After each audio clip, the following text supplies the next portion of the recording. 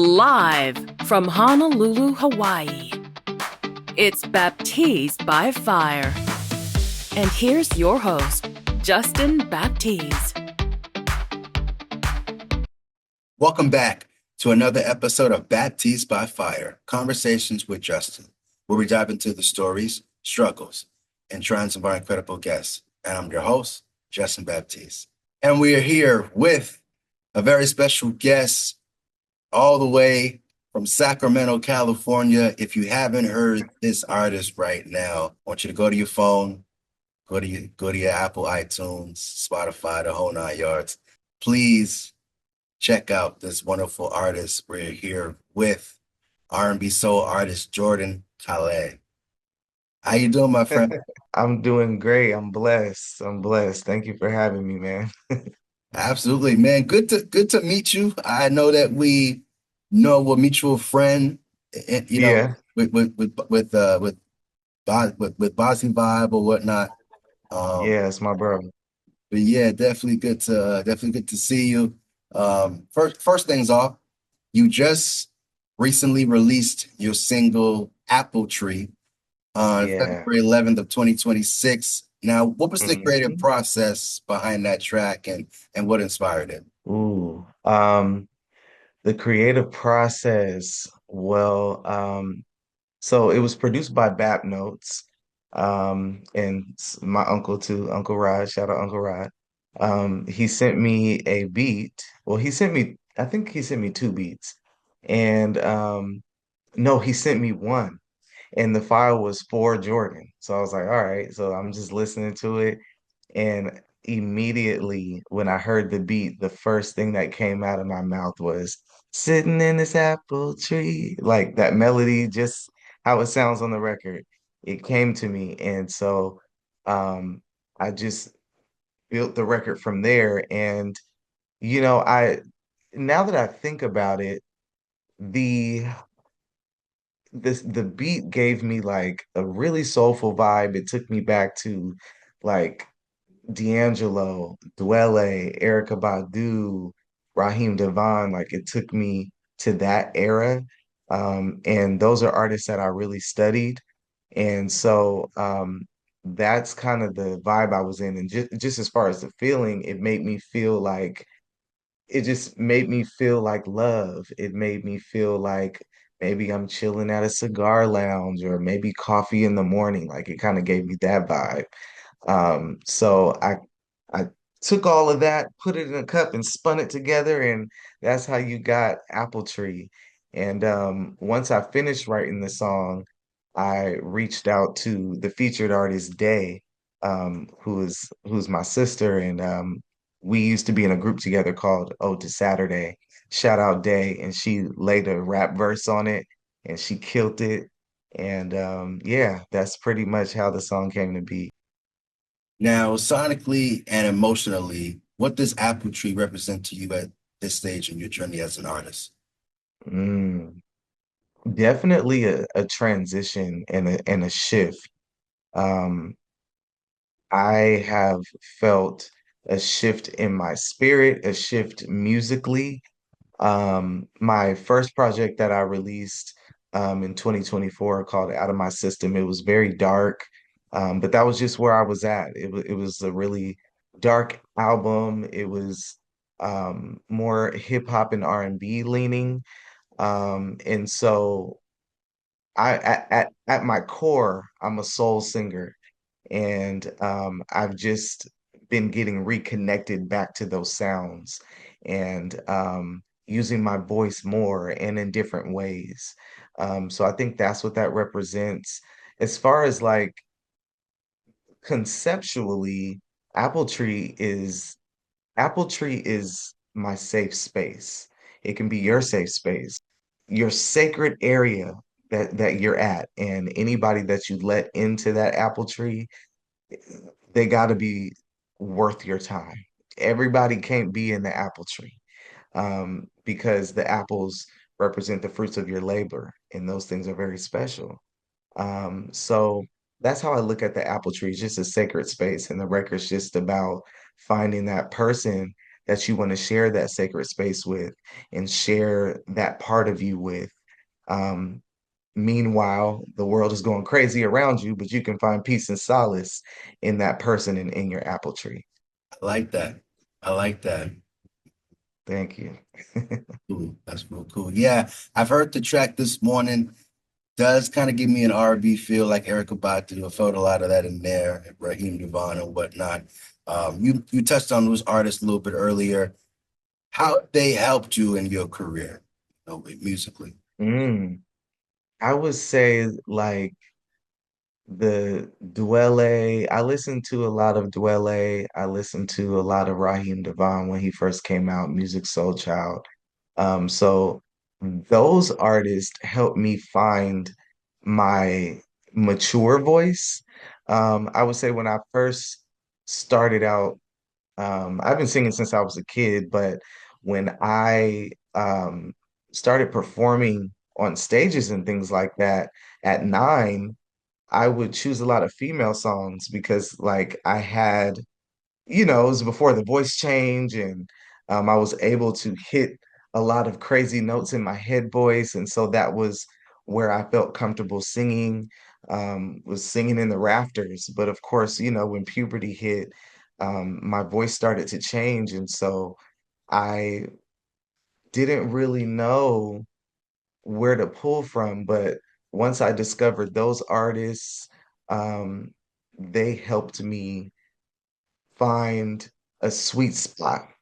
Another one is Omarion too. I listened to a lot of Omarion during that time and Mario and like just finding my tone and just getting comfortable with my new voice. I feel like every 5 to 10 years your voice changes. And so that is why those specific artists are important to me. I would say Erykah Badu helped me out in my career. Just her energy. She is just like a free spirit. She is very chill, similar to me. And she can also be out there too, but she's just unapologetically herself and she leads with love. She also is spirit-led as well. Everything that she does may not make sense to the masses, but it makes sense for her and her spirit. And I really identify with that, and I always admired that about her. And she doesn't make just love music. She makes life music as well too. So she inspired me in that way. Well, let my mom tell it. I always knew, like since I came out the womb. Um, I used to dance a lot. My mom used to call me dancing machine when I was a baby. I used to sing a lot. My mom was in the choir growing up, and so she would take me to rehearsals, and I was the only baby that was allowed to be in there because I was so quiet and I didn't bother anybody. I just wanted to sit by the drums. I just wanted to be amongst music. I even recall a time when the pastor was preaching at the church I grew up in, and he would always let me crawl on the stage. And when I would crawl on the stage, everybody would be like, they would like reach out to try to get me. And he'd be like, no, no, no. Let him be there. And I would just be up there like while the music was going, while the preaching was going on. So I always knew I had something, a special connection with the music. Um, and that was just what I've always dreamt of doing is connecting with people through music and lifting people's spirits through music. And yeah, I've just always known. I've always known, and I've learned that when I'm not singing or if I'm not being creative, I get very sad. I don't feel fulfilled. But when I do those things, I'm charged up every time. After every show, like I could be tired before the day before, but the day of the show, I get on the stage, I perform, I'm on a high and I'm just up all night. Even if I got to get up early the next morning, I get up without a problem, but it's because I'm on such a high from feeding my soul. Now, in regards to music and growing up and having those experiences, was there any particular song that kind of stands out to you, like, or at least that's the inspiration to you? Growing up, oh wow, it's just so much music. Um, wow. You know, I can recall, so my family is from the Bay Area, Oakland, Richmond, Vallejo area. My mother's from Richmond. And so we used to do a lot of traveling, back and forth, going to family reunions, visiting people, and all of that. And Sacramento radio in the 90s was good, but Bay Area radio has always been top tier. They always got like the first of everything before other cities got it, outside of LA, of course. But I can recall a time driving to one of our family reunions and I heard Tony Braxton's Another Sad Love Song for the first time. And I remember hearing that beat, that boom, boom, boom, boom, boom, boom. And I remember like waking up out of my sleep and was like, what is that? And then I hear her voice, "Oh, and I'm like, wow, what is that? Like, I remember being so fascinated with that intro and then her vocal intro. Like, I remember being captivated by that.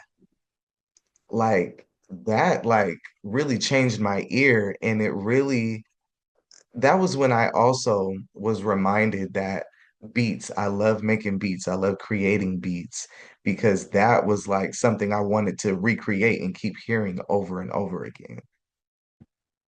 Love it. I love it. That's a very good song. That's a very good song, by the way. Classic, right? Yeah, yeah, classic. So you're from Sacramento. As I mentioned Hmm. to you earlier, we got a mutual friend in mind, BASI VIBE. Um, how do you guys know each other? Have you guys worked on a track together? I mean, because he's another talent in his own. If you haven't listened to Oh one of yeah. his songs, Wallflower. That's one of my favorites from him. Oh yeah. That's a beautiful one. Um, so how did we meet? I think we just met like going to shows or I think I met him when he was performing or something. It was somewhere in the artist community. It was quite a few years ago. But I remember just being captivated by his voice and his style and just smooth, smooth, smooth, smooth, smooth, smooth, just smooth energy, smooth voice, smooth tone, just everything. And he's definitely very talented. One thing I do love about him is that, you know, he respects Black culture and it's not a mockery. It's not trying to be, he's not trying to be urban. He's not trying, like, he's just him. And it just comes out like that. Like, and who he is just who he is. And to, he pays homage to the legends in the genre. He studies, he does his homework.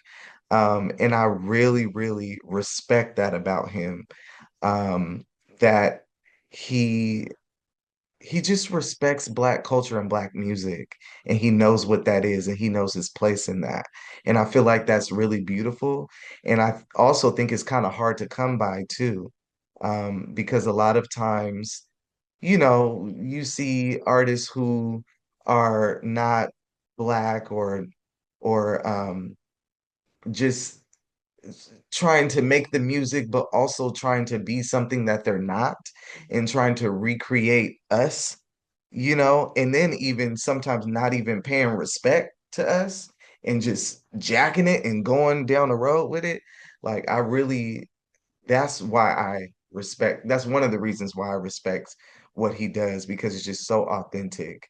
And yeah, so we seen each other at an event, I guess, and from there we just kind of locked in. And we have we haven't done an official record together, but we have an unofficial record together. He did a remix challenge for his song Jaded.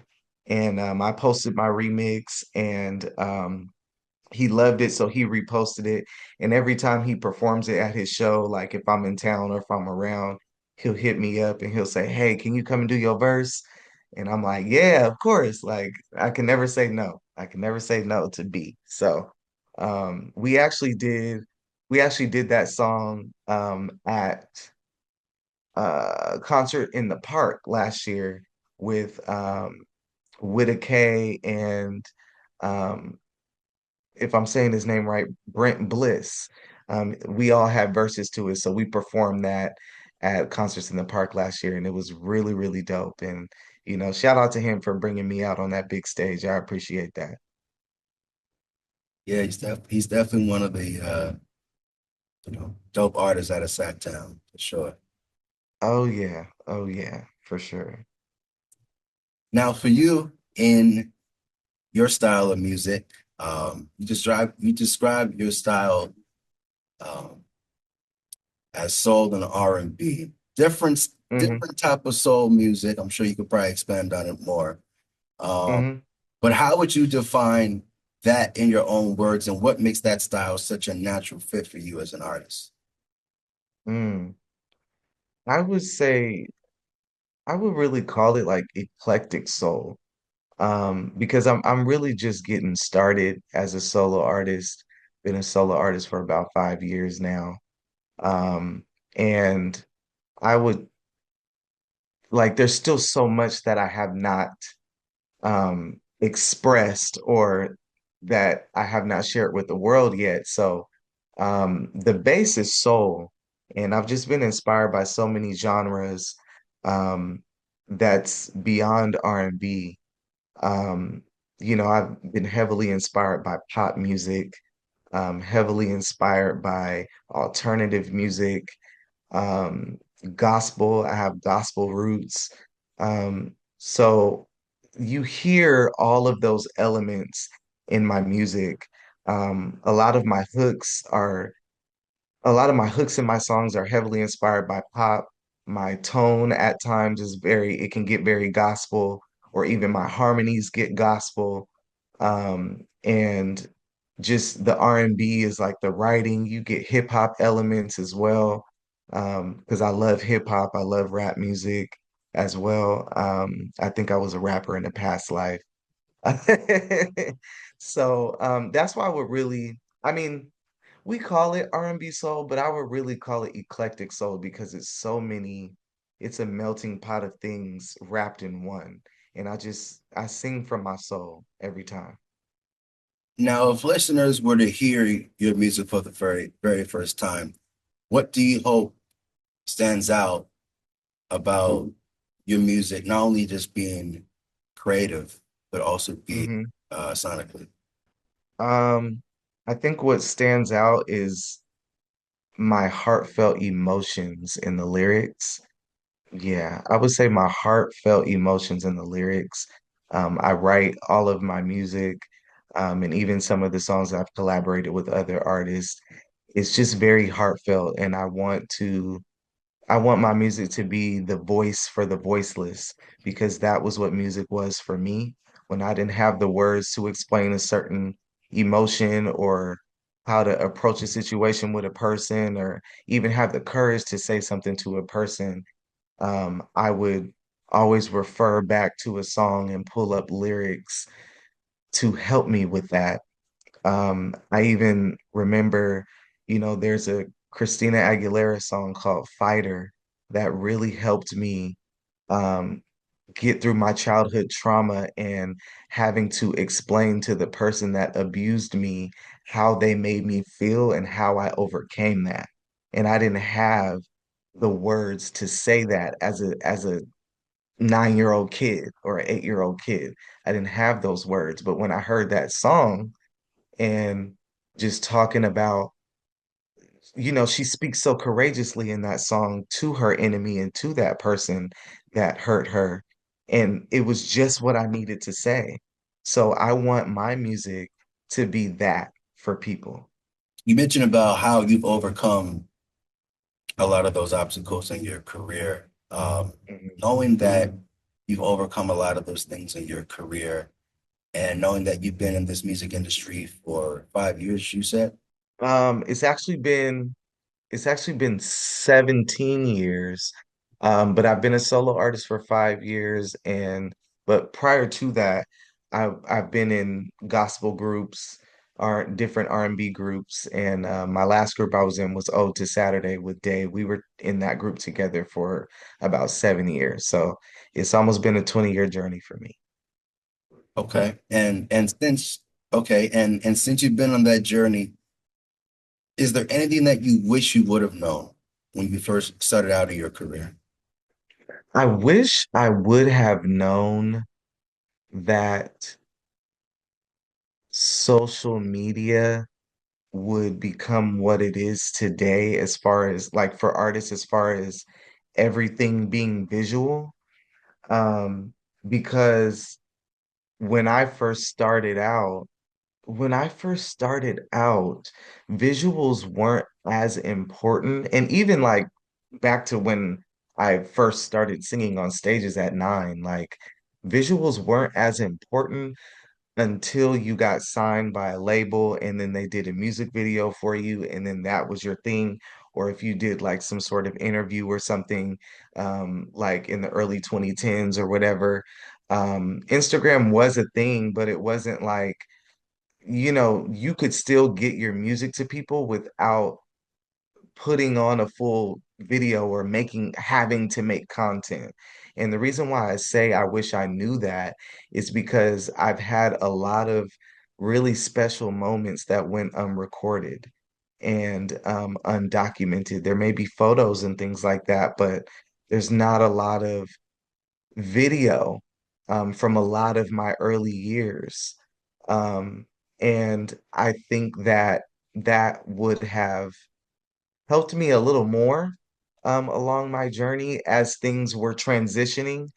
Um, so yeah, I would just say that's one thing. And also, I wish I would have known that I did not need to be such a perfectionist when it came to music too.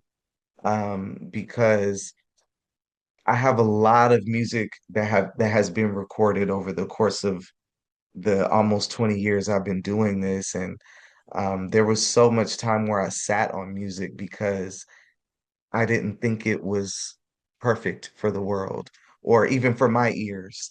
But there have been so many songs that became hits that weren't perfect. And it just went crazy, but people connected with the message and how it was delivered on the record. And so I wish I would have let that perfectionism go and just put it out because I felt it. And speaking about just music and just the upbringing on your career, you're from Sacramento, California. Yeah. What has it been like for you growing up there? How would you describe just the creative vibes and just how the music scene is out there? And in what ways has Sacramento not only just influenced your sound, but also your mindset and your approach when it comes to creating music? Ooh. Well, growing up in Sacramento, I moved around a lot. So my relationship with Sacramento is pretty unique because I did not grow up in one neighborhood that I'm attached to. Um, so I, I know a little bit of everybody from every side because of that. Um, but so I think I encompass Sacramento as a whole, like the whole town is who I am. Um, because I've just kind of been everywhere. Um, so, but I would just say that Sacramento is very chill, it's very laid back, it's very conservative. Um, it is very artsy. There's a huge artist community that has been slept on for such a long time. But I feel like now people are starting to know our city. It's really a town, but people are it's a town posing as a city, I would say. But people are starting to get familiar with the talent that is here now within the last, I would say like maybe 5, 10 years or so, because we've had a lot of great people come out of here to do great things in music and movies and politics and all of that. Brother Cornel West is from here. Um, Victoria Monet is from here. Keith Powers is from here. So I think seeing those people, even Ebro, is from here. So just seeing those people um, go on to do great things. And then people making the connection like, oh, Sacramento is not the Bay. Sacramento is not LA. And LA is not the capital. Like, I think people are realizing that that's a thing and putting a name to the face now. And I think it's really beautiful. But there's so much talent here, so much amazing talent. But I do think that it's important for people who do live here to at least venture out to other cities and just like any other hometown, right? It's important to at least venture out to other cities and come back, or even just take trips back and forth, like doing this music thing. And I think that's very important because you don't want to get um, sometimes the town can make you feel a little stuck. I'm not gonna lie. Sometimes it can. But it's just very important to make sure that you connect with the world outside of you. And like I said, that can apply to any town, right? Sometimes you get really attached to your home, and sometimes it can be hard for you to grow. And I've been there, and at those times, I was just like, oh, I gotta get out. I gotta go, you know? And not because I hated here or any of that, but just because I needed to spread my wings. So yeah, hopefully that answered your question. Well, definitely. It does. It does. Now, earlier you touched on your first album, which was your debut album, Out of My System. Hmm. You dropped that December 4th of 2024. Now, Hmm. when dropping your debut album, I definitely got to ask you, what was the process behind dropping your debut album? What did that album represent for you personally and artistically? I've heard a couple of tracks, IDKY and All in My Feelings. Is out of those songs on the album, which one is your favorite to create or record? Out of all the songs on that album, my favorite that I recorded would be, ooh, that's hard. That's hard because I think of one and I think of another and I think of another. But I would say my most favorite that I recorded was Come Back, which is the last song on the album, um, which I wrote and produced. Um, I would say that that was my favorite song, um, just because I made that beat like maybe 3 years before. And I didn't have the concept of the song or anything like that, but I just made the beat. Um, it was when I was living on the East Coast when I made it. And it just, I don't know, when I made the beat, it was just such a vibe. And that was when I used to smoke a lot of weed. So I was like, I, I would just smoke my blunt and just get crazy high. And I made that one. And I just remember when I was done, I was like, ooh, this makes me feel like it was like my ode to Mobb Deep, Lil Kim, Quiet Storm, but the R&B version. It kind of gives me that vibe. I can't really explain what it is, but when I hear that, that's the song that makes me think of that. Um, so I would say that was my favorite to record, because when I came back and I had the concept, um, I was just thinking about like, just all the people who, all the exes who was trying to come back because they had seen me in something new, or they saw that I was doing this in my career. They just seen the glow and they just wanted to be a part of it. And it was kind of like oh, okay, you just trying to come around because because you missed your chance and you messed it up. Like, so I was really feeling those lyrics at that time. So that song has a lot of attitude in it. So I like that one. But to answer your first question though, like the making of the album was, it was like maybe it was some years in the making. Um, because 2020, that was when me and Day decided to give Ode to Saturday a break. Because at the time, Day wasn't really feeling music. She wasn't feeling inspired. And, you know, that's my sister, and we respect each other and we really listen to each other's hearts.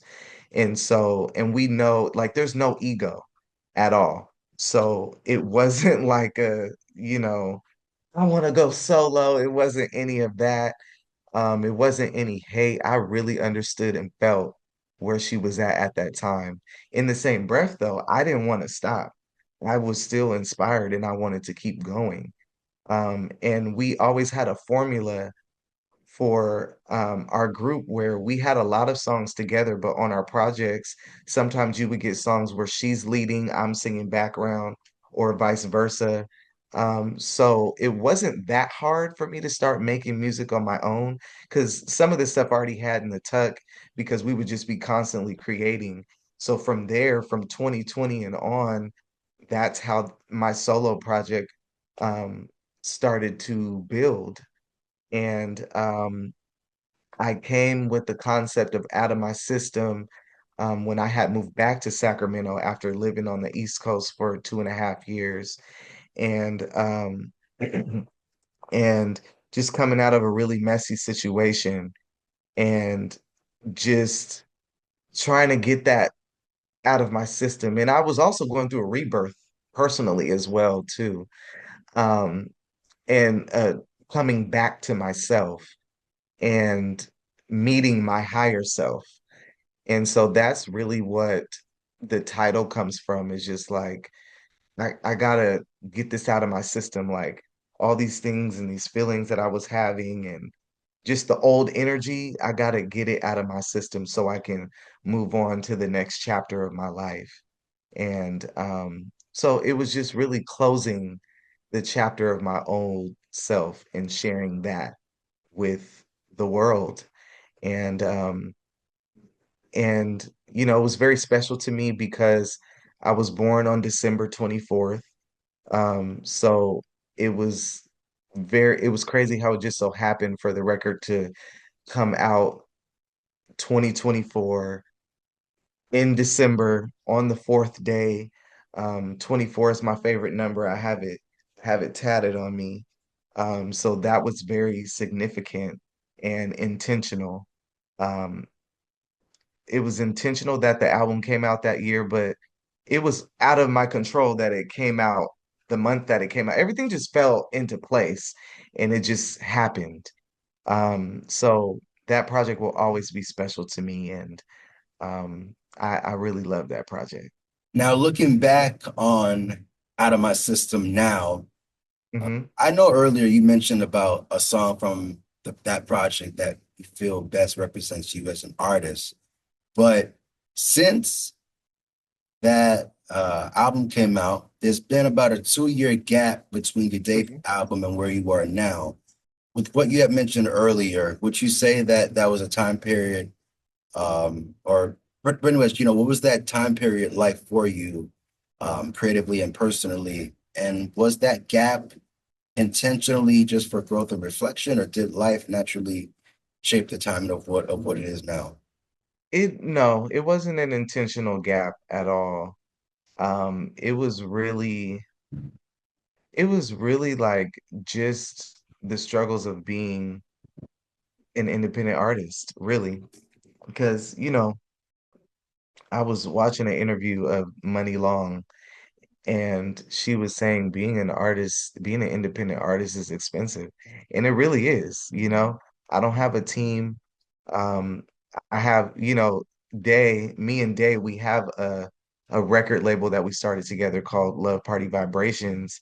But and we co-write with each other and I produce for her sometimes, and we have a team in that aspect. But as far as like the marketing and the visuals and all of that, like I've really been doing this on my own. And so with that, you know, it's a money thing. You know what I'm saying? Like I really wish that I could put out more music. Um, well, at that time, I was just kind of feeling restricted by that. But now I found like more ways to creatively put things out and to like work with a smaller budget and make it look really big. I feel like I did that very well with Apple Tree. I did so much with so little.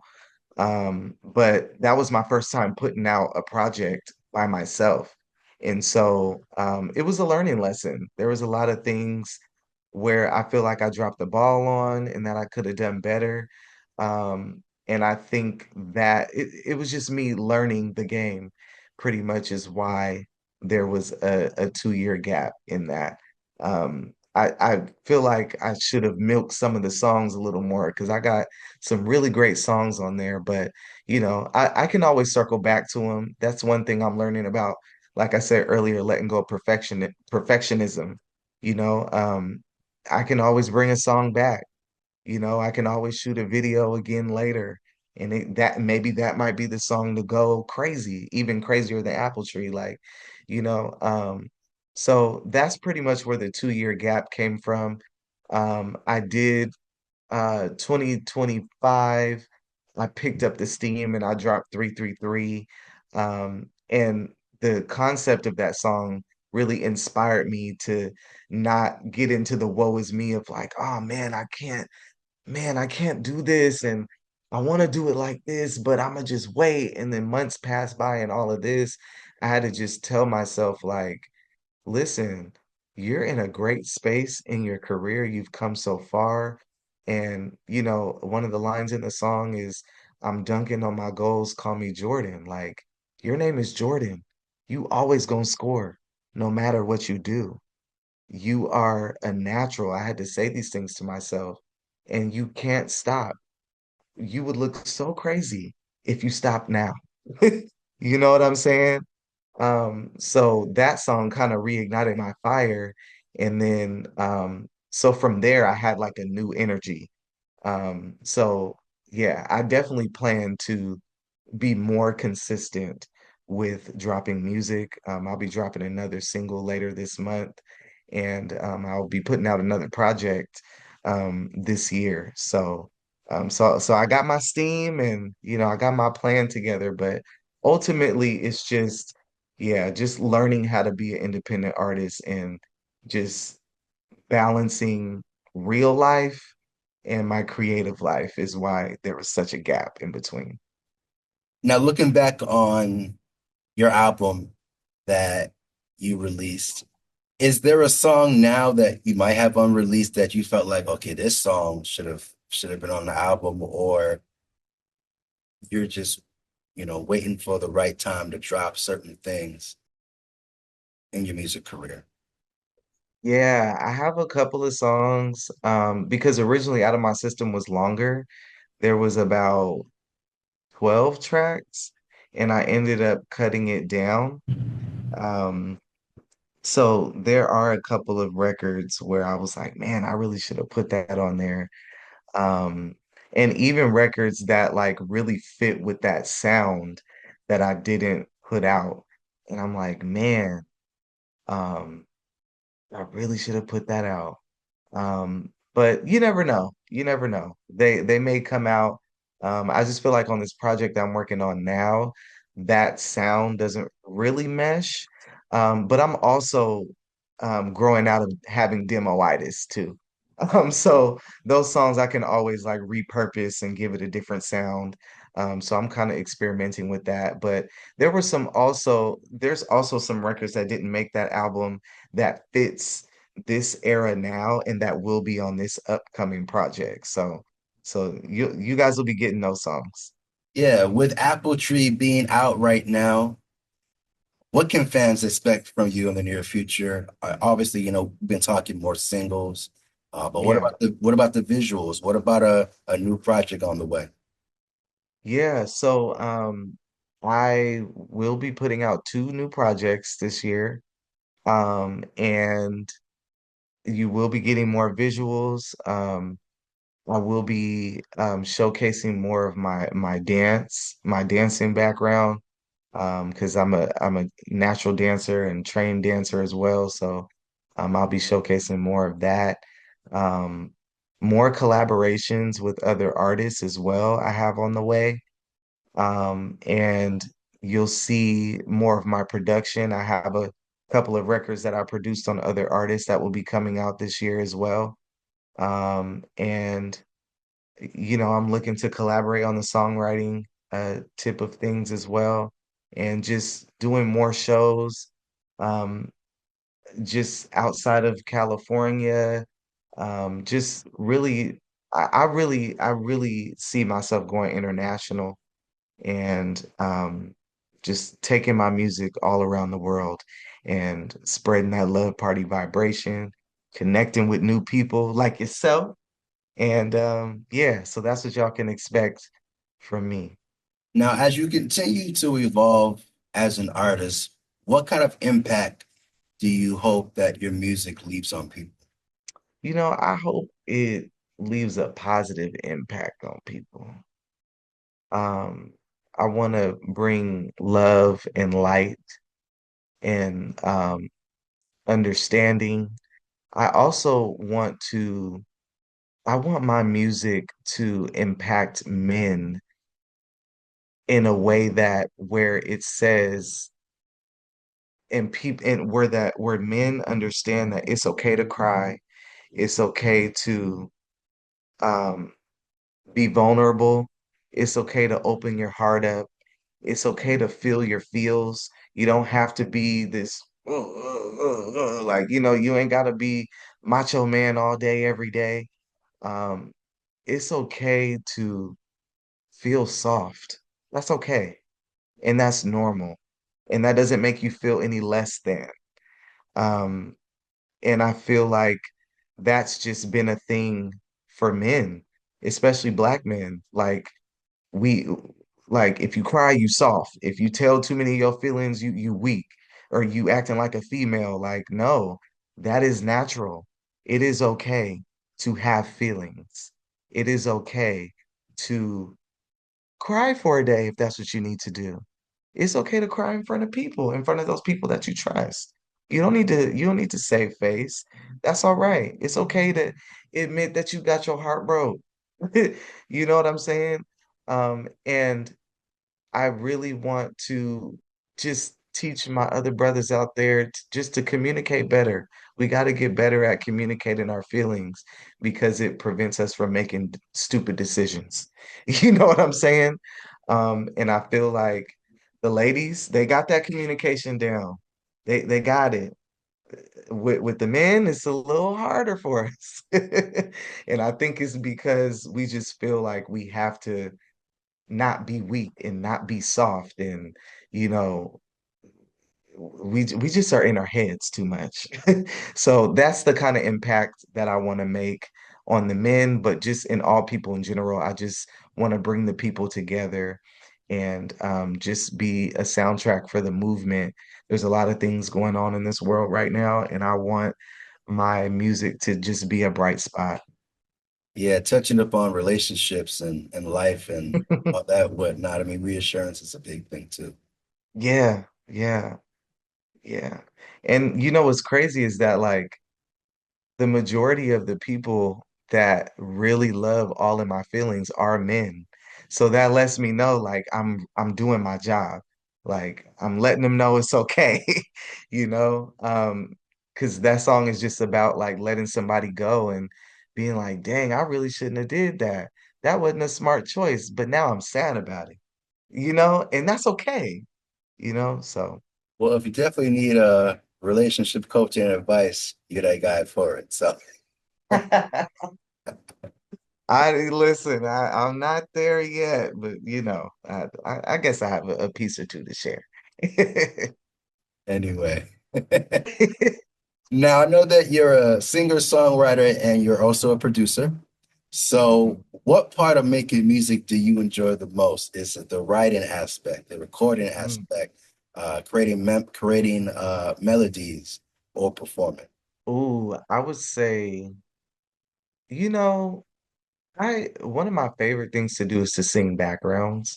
And I love that's my favorite part of recording is making the backgrounds, doing the harmonies, doing the stacks, coming up with those melodies. That is my favorite thing to do. I don't care how famous I am. If anybody wants me to sing backgrounds for them, I will do it. Um, just because I love it. Um, so yeah, and I think that comes from my choir background as well too, but that's my most favorite part. But it's tied with performing because I really love being on stage. I really love that feeling. I love the energy that it brings. I'll turn anything into a show, even if people sitting there they ain't got no energy. By the time I'm done with them, they're gonna be up out their seats and having a good time. Now, in regards to that, there's a lot of R&B artists out there, a lot of R&B Mhm. soul, neo soul, whatnot. It could be many things. What separates you from the rest of the pack?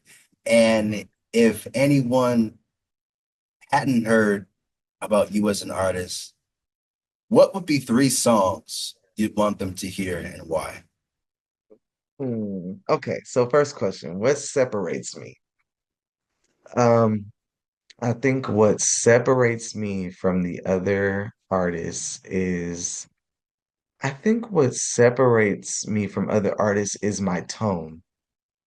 I stand 10 toes down in believing that my tone is very different from what's out today and what's been heard before.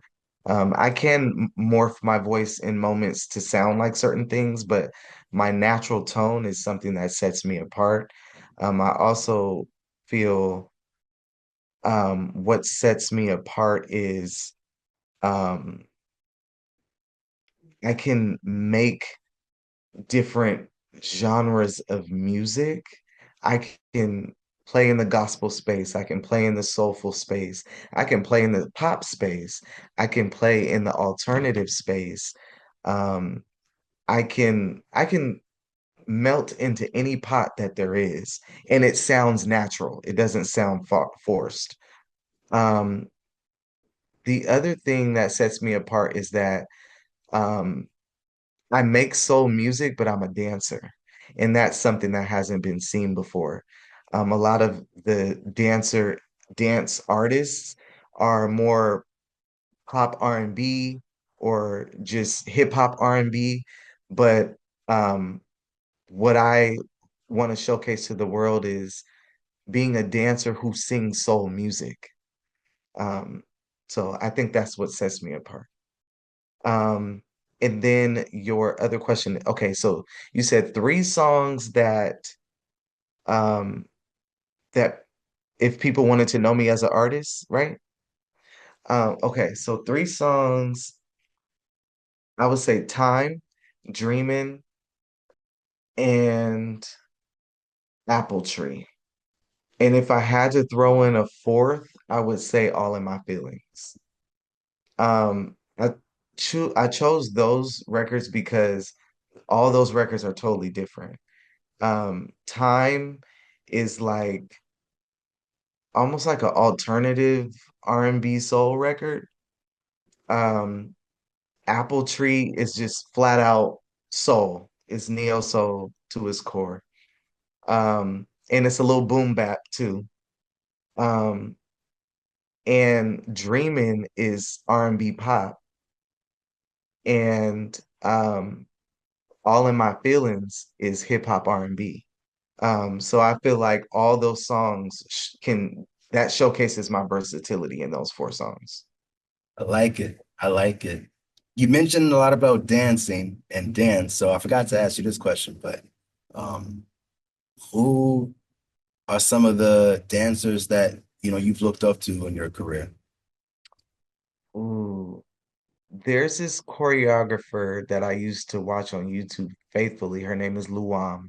I don't know where she is today, but Luam is one of my favorite choreographers that really inspired me to choreograph and made me want to choreograph.